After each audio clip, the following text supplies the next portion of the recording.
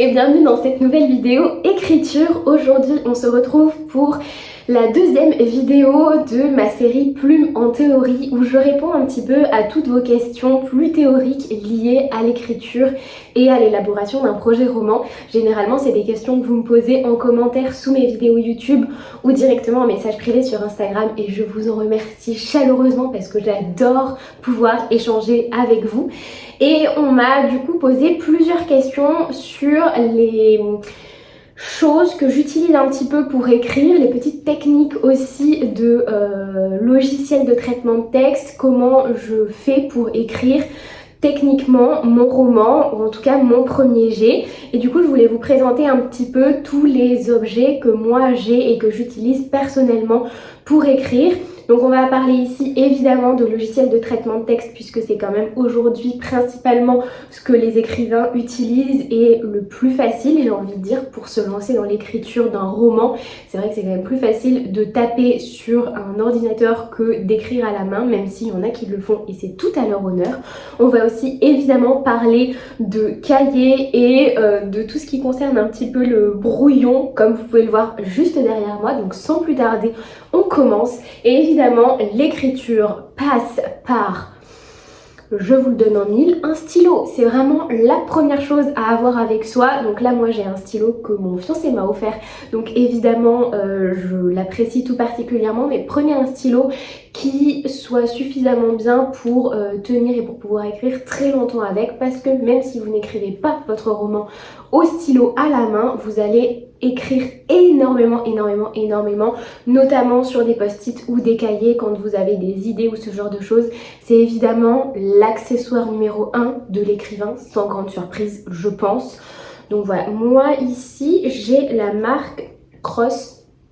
C'est un excellent stylo, donc c'est un stylo à billes.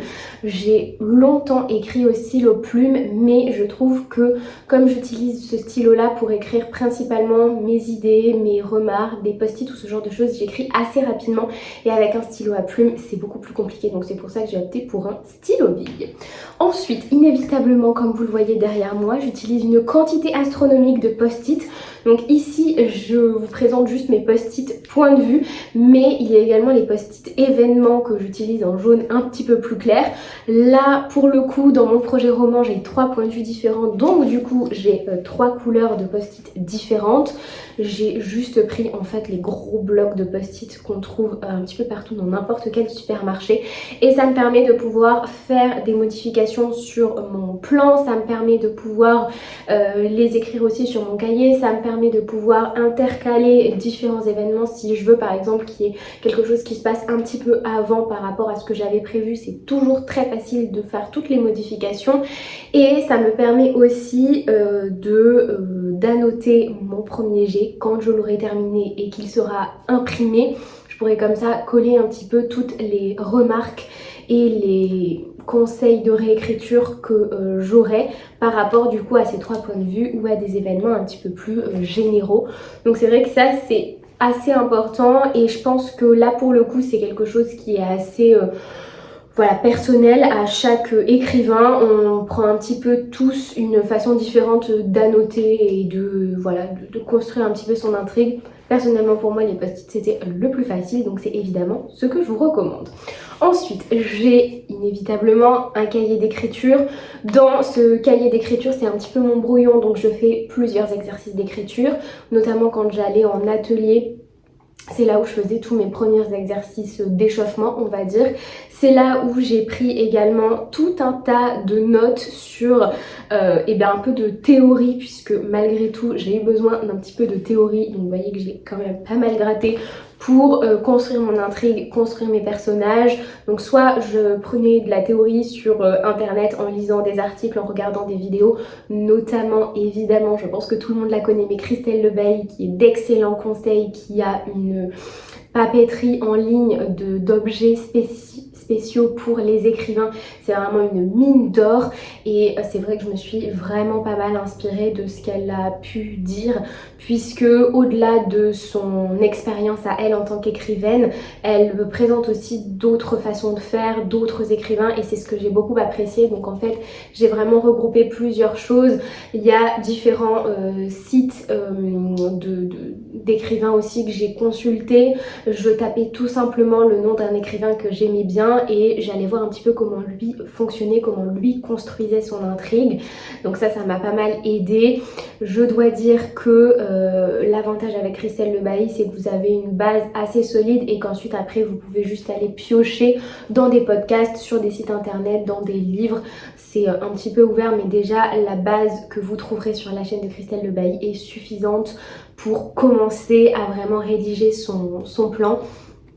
Dans ce cahier, comme je vous l'ai déjà montré, vous le voyez souvent dans mes vlogs écriture, c'est là où je mets en fait tous mes post-it et ça me permet de pouvoir en fait emmener avec moi les chapitres que je suis en train de rédiger sans prendre toute la banderole. Donc là j'avais fait une étape un petit peu réécriture, donc c'est pour ça que j'en ai pas mal dans mon cahier, mais sinon j'en ai que 2, voilà, une double page, et ça me permet comme ça d'avoir 2 triades et d'avancer, puisque vous le savez, normalement en une semaine j'essaye d'écrire 2 triades. C'est un petit peu l'objectif que j'avais jusque là. J'ai mis en pause mon projet d'écriture parce que j'avais 1001 choses en tête, et juste après le mariage du coup je vais recommencer à travailler, à avoir un travail un petit peu plus classique avec un emploi du temps de travailleur lambda, et donc du coup je vais devoir un petit peu adapter mes routines d'écriture à ce nouveau travail. Donc voilà, je vous emmènerai aussi avec moi et ce sera du coup dans les prochains vlogs écriture pour trouver un petit peu de temps à l'écriture, parce que je ne suis pas romancière, je ne suis pas écrivaine à temps plein, même si j'aimerais beaucoup, c'est pas encore le cas, et donc ouais, j'aimerais quand même beaucoup pouvoir terminer ce projet. Là je l'aurais mis en pause en tout et pour tout un peu moins d'1 mois, donc ça me laisse pas mal de temps aussi pour tout reposer, et je pense vraiment reprendre un petit peu ce projet en relisant quelques chapitres, quelques derniers chapitres, et en y remettant. Je divague un petit peu. Bref, ce cahier, il est assez fin comme vous pouvez le voir, mais vous pouvez prendre n'importe quel cahier. Moi, c'est celui que j'avais tout simplement dans mes tiroirs. Et si vous avez la fâcheuse tendance de faire comme moi, c'est-à-dire d'acheter des carnets parce qu'ils sont beaux, mais de ne jamais les utiliser parce que vous n'avez pas envie de les terminer, utilisez-les. Au bout d'un moment, il faut les utiliser parce que sinon ils pourrissent juste dans votre bibliothèque et c'est dommage. Donc voilà, après moi, une fois qu'ils sont terminés, de toute manière je les garde parce que en effet ils sont très jolis. Celui-là il avait été fait à la main et je l'avais eu en cadeau de Noël il y a vraiment très très longtemps. Donc voilà, petit conseil, si jamais vous avez plein de carnets chez vous, il n'a pas la peine d'être magnifique ou particulièrement grand, il a juste le mérite d'exister et c'est déjà très important. Et ensuite, inévitablement, j'utilise du coup un matériel informatique pour écrire. On va du coup là parler un petit peu plus logiciel de traitement de texte. Moi personnellement, je n'utilise pas du tout d'ordinateur. Je n'ai pas d'ordinateur. Quand j'en ai vraiment besoin, il y a celui évidemment de mon fiancé, mais sinon j'utilise 100% une tablette. Donc là vous voyez sa protection bien abîmée par mes chats, voilà, qui s'amusent à manger le revêtement. Donc elle est encore complètement utilisable, mais elle ressemble vraiment à rien, donc il faut vraiment que j'investisse dans une nouvelle protection. J'ai un iPad Pro qui me sert du coup à tout. Globalement, j'ai absolument pas besoin d'ordinateur quand j'ai ça. J'ai également inévitablement un clavier ici que je peux connecter et une souris pareil que je peux connecter directement en Bluetooth qui est juste ici. Une petite souris et qui me permet en fait de vraiment faire comme si j'avais un ordinateur portable, donc ça c'est super pratique et je vous le conseille chaleureusement. Si vous hésitez entre une tablette et un ordinateur, il faut savoir que la tablette est beaucoup plus transportable que l'ordinateur. C'est très rare quand j'ai envie d'avoir un ordinateur et que je suis obligée d'utiliser celui de mon fiancé. Globalement je peux vraiment tout faire sur ma tablette et quand je suis en train, en bus ou que j'ai envie d'écrire à la plage ou ce genre de choses, c'est beaucoup plus facile d'emporter ma tablette. J'ai en plus le clavier qui est directement intégré si je veux écrire voilà, directement sur la tablette. Je peux aussi annoter puisque j'ai un petit stylet et ça j'aime beaucoup, puisque quand j'écris sur mon logiciel de traitement de texte, j'aime bien quand même pouvoir annoter, pouvoir faire mes remarques, surligner, barrer. Tout ça c'est pour moi une façon d'interagir avec le texte et de mieux appréhender les choses. Donc c'est très important pour moi de pouvoir faire ça. C'est pour ça du coup que je suis partie sur ce choix-ci. Ça fait, je dirais bien 4 ou 5 ans, 5 ans maintenant que j'ai cette tablette, ça fait un bout de temps et honnêtement elle est toujours aussi bien, donc je vous la conseille si jamais vous hésitez en ce moment à passer sur un ordinateur plus qu'un autre. Intéressez-vous un petit peu aux iPad Pro, pour le coup il faut le prendre Pro puisque comme vous l'utilisez aussi en tant qu'ordinateur, c'est assez intéressant d'avoir des fonctionnalités supplémentaires, je dirais. Donc si vous avez la possibilité de le prendre Pro, personnellement voilà, moi je l'ai pris comme ça puisqu'en plus de ça je fais du montage dessus, je fais des retouches, donc forcément ça prend un petit peu plus de place et j'ai besoin d'avoir des logiciels qui sont un petit peu plus performants, donc c'est pour ça que j'ai pris le Pro, mais j'en suis très contente et je peux vous le conseiller.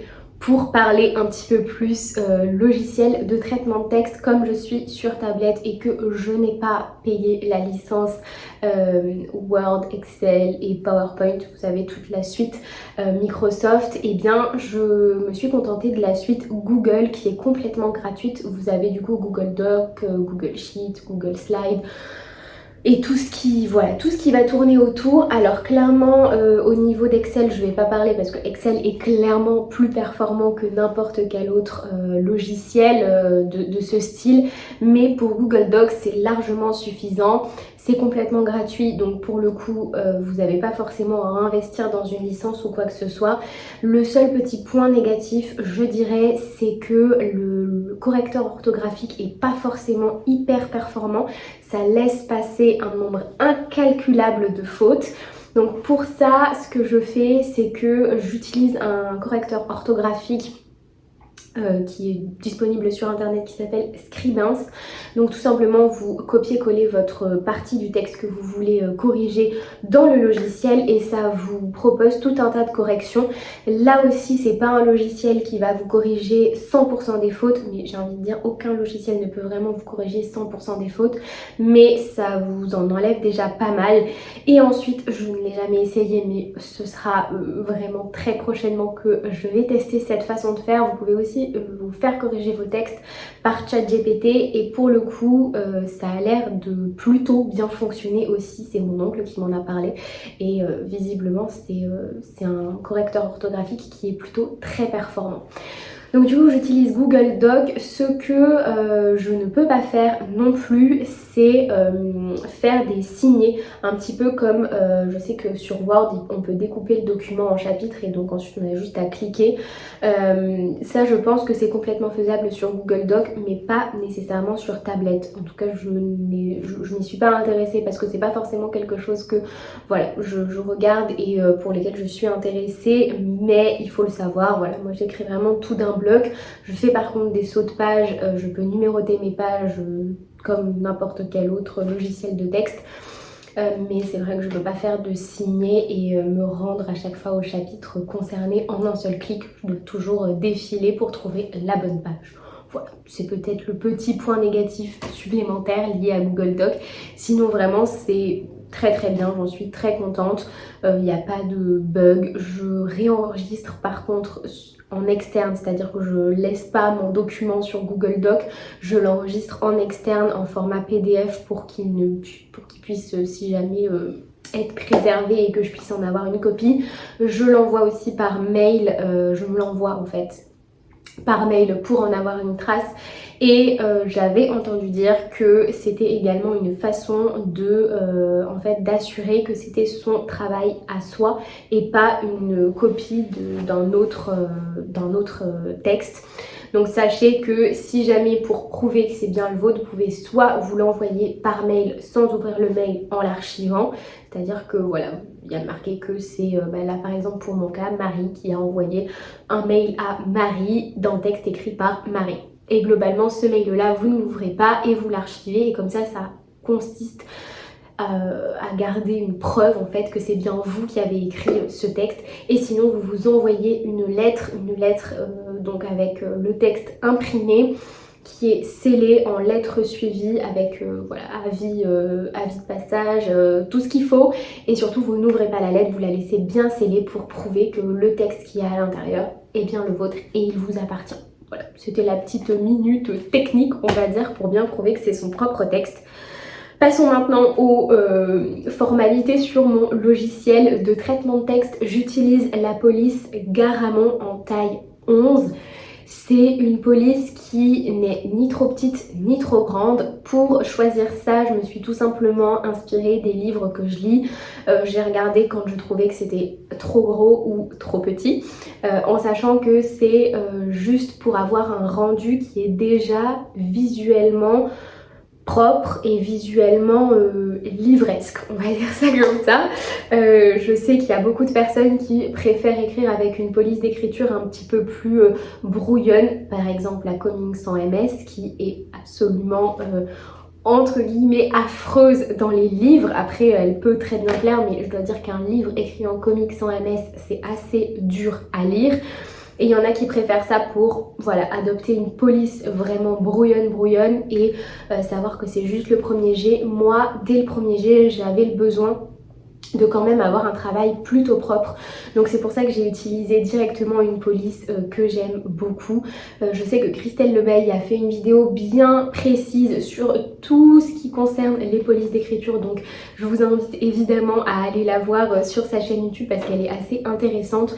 Mais c'est vrai que pour moi la Garamond correspond vraiment à celle que j'ai le plus souvent l'habitude de lire dans les livres. Et la police 11, c'est une police qui est tout à fait correcte. J'ai envie de dire que même quand on est en cours, collège, lycée, études supérieures, peu importe, généralement les profs nous demandent de rendre nos devoirs en police 11. C'est pas pour rien, c'est que c'est une police qui est assez agréable à lire globalement. Au niveau des marges, et c'est là où j'ai eu le plus de difficultés puisque je voulais en fait avoir déjà une idée visuellement de combien de pages j'avais écrit en taille de page de livre. Donc j'ai tout simplement pris un livre version grand format. Ça correspond plus ou moins à une taille de feuille B5, donc c'est ce que j'ai programmé sur mon logiciel de traitement de texte, donc sur Google Doc. J'ai rentré une taille de page B5 et en termes de marge, j'ai mis 20 et 20 donc en haut et en bas, et sur les côtés j'ai mis 15 au niveau des feuillets qu'on peut tourner quoi, au niveau des pages libres, et j'ai mis 24 au niveau de la reliure, puisque forcément à chaque fois quand on lit un livre, au niveau de la reliure il y a forcément plus de marge, même si nous visuellement on le voit pas, puisque il y a toute la partie encollée et reliée. Donc du coup j'ai mis voilà 24 et 15. Et avec ça, globalement, j'ai une page tout à fait classique de roman et ça me convient très bien. Au niveau des numérotations de pages, j'ai fait des numérotations complètement classiques avec un numéro en bas au centre. Et ça me permet de savoir un petit peu où j'en suis, à combien de pages à peu près j'en suis. Et surtout quand j'ai pas envie que ça soit trop long, je visualise complètement sur un livre combien de pages ça fait, si c'est vraiment trop barbant ou si globalement on a envie de tourner les pages. En tout cas moi c'est comme ça que j'avais envie de faire. Je ne pense pas imprimer en format B5, clairement je pense que j'imprimerai en format A4 classique. Mais pour travailler sur du numérique, je voulais voilà, avoir cette version qui me parlait un peu plus et que je pouvais mieux anticiper. On va dire ça comme ça. Donc voilà, globalement je crois que j'ai à peu près tout dit. J'ai présenté tous les logiciels que je peux utiliser. Autre logiciel dont je n'ai pas parlé, c'est un logiciel qui me sert à trouver des synonymes. parce que si vous écrivez, vous savez qu'une fois qu'on a trouvé le mot qui décrit parfaitement une émotion, un sentiment ou un événement, ce mot-là, on a tendance à le répéter un nombre incalculable de fois dans la même page ou dans les pages qui suivent après. Et c'est vrai que c'est bien quand même aussi de varier un petit peu le lexique et le vocabulaire. Pour ça, j'utilise du coup le site Synonymo. C'est pas toujours à 100% fiable, mais à chaque fois, ça me donne des idées en fait. J'utilise assez rarement les mots qu'ils me donnent, mais ça va vraiment me permettre de trouver un chemin un petit peu différent pour exprimer mon idée, exprimer un événement, une action, un sentiment, une émotion. Donc c'est vrai que c'est un logiciel qui est assez intéressant et encore une fois, vous pouvez toujours demander à ChatGPT. Pour le coup là, j'ai travaillé un petit peu avec mon oncle sur le sujet et c'est vrai que c'est très performant quand on sait vraiment poser la bonne question.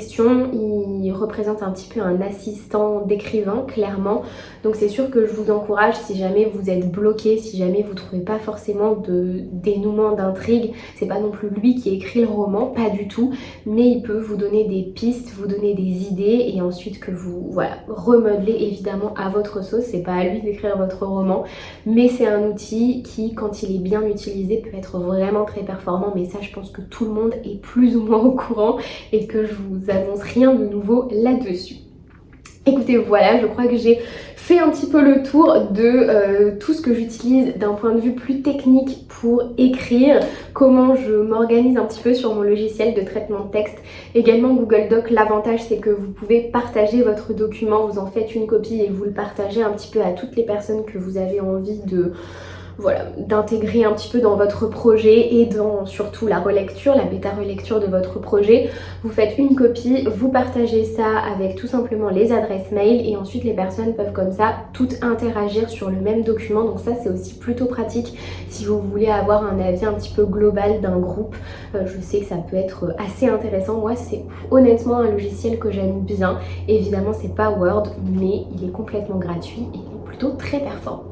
J'espère avoir répondu du coup à la plupart de vos questions. En tout cas, j'ai répondu à toutes vos questions que vous m'avez déjà posées en message privé ou en commentaire. Je vous laisse évidemment me dire en commentaire ce que vous utilisez, comment vous vous organisez. Est-ce que vous avez des petits objets comme ça qui sont un petit peu insolites et que vous utilisez pour écrire. Évidemment, je n'ai pas parlé de tout ce qui est musique, thé, café, tout ça, je ne l'ai pas évoqué. Ça fera peut-être l'objet d'une autre vidéo, tous les petits accessoires qui m'aident aussi à écrire. Mais dites-moi vous en commentaire voilà, ce que vous utilisez, également ce que vous utilisez en tant qu'ordinateur, parce que je sais que quand on est à la recherche d'ordinateur, quand on essaye de changer tout ça, c'est plutôt bien d'avoir des retours. Donc ouais, si vous pouvez mettre ça en commentaire, parce que je suis sûre que ça aiderait beaucoup de monde. On sait jamais, ça pourra m'aider moi aussi quand j'en aurai besoin. Donc franchement, n'hésitez pas aussi à faire part un petit peu de toutes vos expériences informatiques, si on peut dire ça comme ça. Je vous laisse me dire en commentaire aussi si vous avez des questions par rapport à tout ça, si vous avez des questions sur mon organisation plus technique pour la rédaction de mon roman. Je vous laisse me dire tout ça en commentaire, j'ai très hâte comme d'habitude de vous lire et je vous remercie encore chaleureusement d'être de plus en plus présent, c'est vraiment incroyable. Je suis hyper contente de pouvoir discuter avec vous. Je sais que ces vidéos sont un petit peu différentes par rapport à mes vlogs, j'adore aussi faire mes vlogs, mais en ce moment je suis un petit peu obligée de passer par une phase où je fais des vidéos plus face cam comme ça, puisque avec toute l'organisation du mariage, c'est ce que je peux faire en ce moment. Donc j'espère que ça vous plaira aussi et les vlogs reviennent très bientôt, je vous le promets. En attendant, je vous dis à la semaine prochaine pour une nouvelle vidéo. Ciao!